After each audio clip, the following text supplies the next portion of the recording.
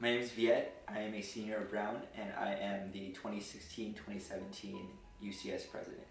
Um, I really saw UCS as a way of pushing for change. I think there is an avenue there to administrators where you get to meet with high-level administrators on weekly, monthly basis, and I really wanted to use that platform to push for voices that typically haven't been heard at Brown. I would say the role of UCS is to sort of act as the conduit for student voice. And there are a lot of ways to get involved in Brown's governance and administration. So UCS is just one route. You can go directly to administrators on working groups and university committees, or even activism work outside of either of those two groups, all of which are important aspects of how change gets brought about at Brown. UCS is just one way of getting involved, and I think my role as UCS president is to really facilitate as many avenues to engage with administrators as possible. So whether that's appointing students to university committees, or even helping groups who want to talk to certain administrators, how to go about that, how to set up those meetings, and how to go about those relationships. And I think that's a very broad category, right? So whatever impacts student life, whatever impacts student success, well-being, that's what our priorities are. And you can see the shift throughout UCS. We've tailored the organization to highlight what the needs of students are. So for example, last year we saw a lot of need around mental health, and we saw a lot of need around Title IX.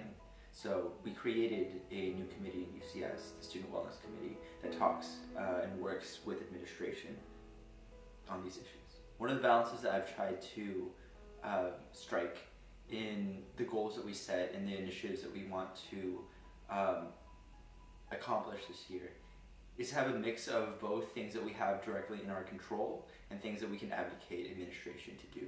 Because I think both are very important and both in the short term and long term, but they take different routes and different avenues to advocate for. So things directly in our control, like the tampon project, are tend to be a lot faster, just because we don't have to get as many people on board. We just have to sort of think about how we want to implement it, what the effects are, and what our desired outcomes would be. So this project, the tampon project, really came out of a lot of student push to really look at how we are treating menstrual rights in the university setting. Over the summer, there was a lot of movement already in the public school and the legislative world. So Rhode Island got rid of its tampon tax. New York public schools had implemented free tampons in all their public schools. So we were having these conversations in the higher ed realm, but we didn't see similar actions. And we thought that using Brown's stature, that we could really sort of set the standard and really push the conversation into a movement. And so once we started thinking about implementation, one of the issues that came up was how do we implement this in a way that was very trans inclusive. As one of the first schools to implement this program, we really wanted to set the standard on how people thought about this issue and making sure that certain groups weren't left behind in the conversation. One of the reasons why I love UCS is that it changes so dramatically based on whoever the president is and whatever goals the president has for not only UCS as an organization, but where they want to see Brown as a whole move towards. So I've been here, through Todd's administration, Monica's, and Sadi's, and I've seen sort of different leadership styles, different engagement with the community, engagement with administrators, and I think it's really great that the structure of UCS is fluid enough to accommodate all of those different personalities and approaches to reform. I hope that UCS becomes more of a part of the community. I say this all the time, that UCS is not the expert in any of the issues that we're dealing with, right? The experts are the students who have been on the ground doing the advocacy since their freshman year, who have been doing mental health work their freshman year, doing sexual assault prevention, doing Title IX, right?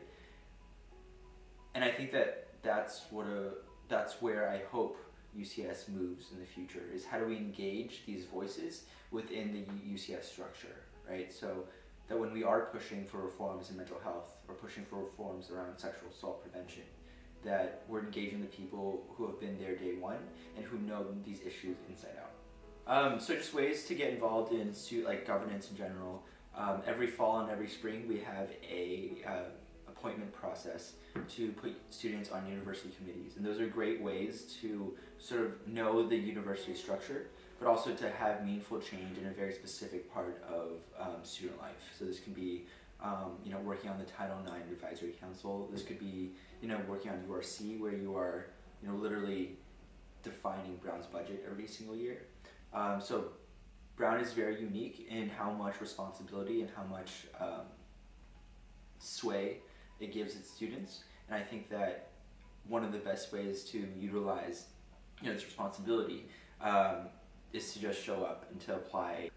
And I think if you come to a meeting, you'll get a taste of what we do week to week and the projects that we're taking on, and after that, all you really need to do is have an issue that you're passionate about or passionate to learn more about, and we'll take it from there.